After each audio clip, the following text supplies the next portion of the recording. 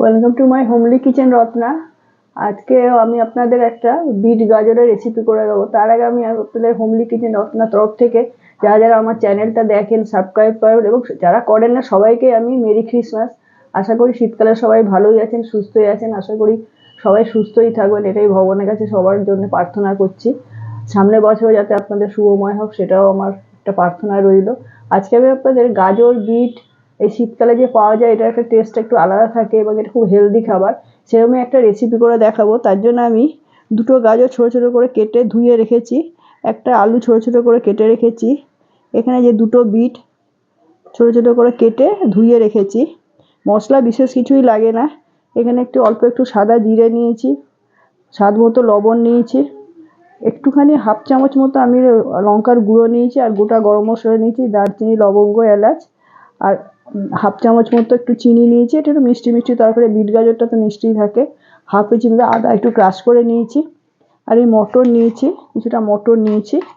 আর এই যে একটু ঘি লাগবে, সেজন্য আমি একটু ঘি বা যে কোনো কোম্পানির ঘি নিতে পারেন, আমি ঘিটা নিয়েছি।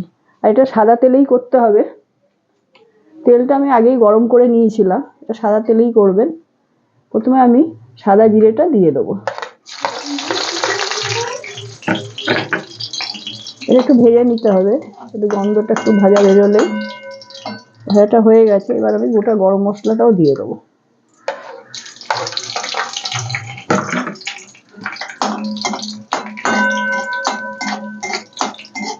তেলটা আমি আগেই তেলটা গরম করে রেখেছিলাম, এটা ভাজা হয়ে গেছে। এবার আমি আগে আলুগুলো দেবো, আলুগুলো একটু ভেজে নিতে হবে।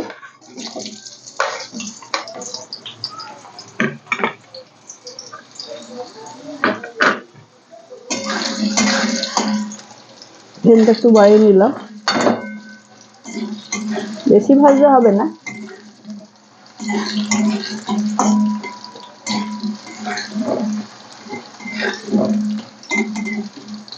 হাফ হাফ মতো একটু ভেজে নিতে হবে। তো ভাজা হয়ে গেছে, এবার আমি এর মধ্যে আগে বিটটা দিয়ে দেবো, কারণ বিটটা একটু সময় লাগে। এটা একটু ভেজে নেবো।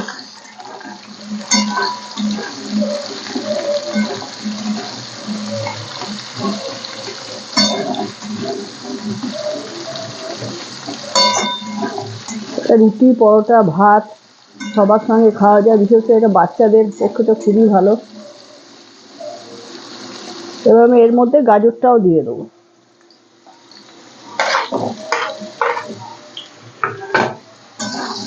দিয়ে একটু ভেজে নেবো।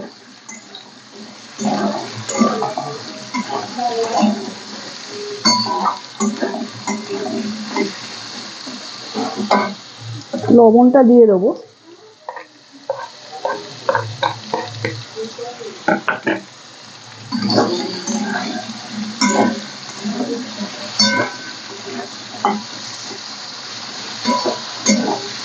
সুন্দর একটা কালার আছে বিট আর গাজরে। যেন এটাতে হলুদ দিতে হয় না, আদার্স কোনো মশলাও লাগে না, পেঁয়াজ, রসুন এটা একদম দিতে হবে না। এবার আমি আদা বাটাটা দিয়ে দেবো, চাষ করে রেখেছিলাম।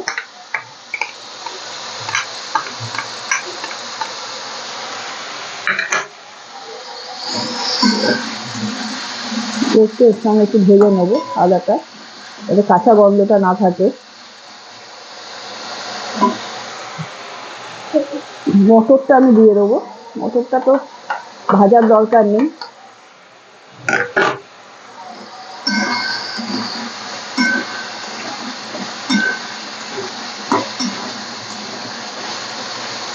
এগুলো মোটামুটি ভাজা হয়ে গেছে, এবার আমি লঙ্কা গুঁড়োটা দিয়ে দেবো।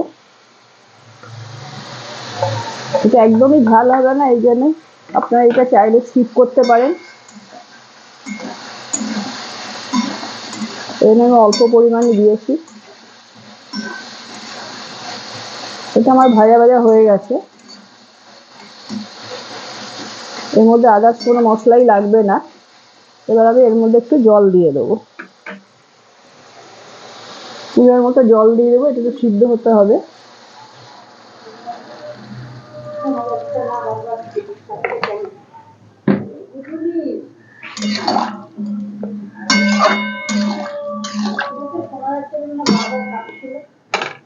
এই চিনিটা দিয়ে দেবো,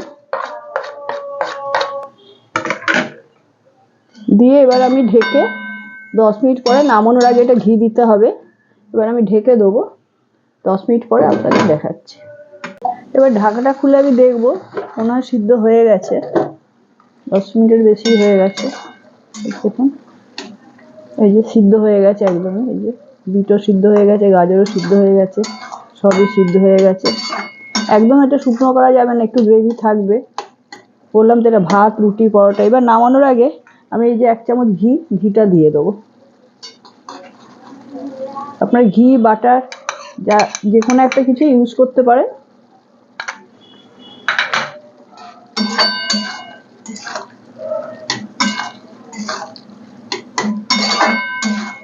রান্নাটা আমার কমপ্লিট হয়ে গেছে, সব সবজিগুলো সিদ্ধ হয়ে গেছে। দেখুন কালারটা কি সুন্দর এসছে। খুবই হেলদি খাবার এটা, বাচ্চা বড় বয়স্ক সবাই এটা খেতে পারবে, কোনো সমস্যা হবে না। ভাত, রুটি, পরোটা সব কিছু দিয়েই খাওয়া যাবে। যে আমার রান্নাটা কমপ্লিট হয়ে গেছে, এবার আমি গ্যাসটা বন্ধ করে দেবো। গ্যাসটা বন্ধ করে দিলাম আর ঢেকে দিলাম।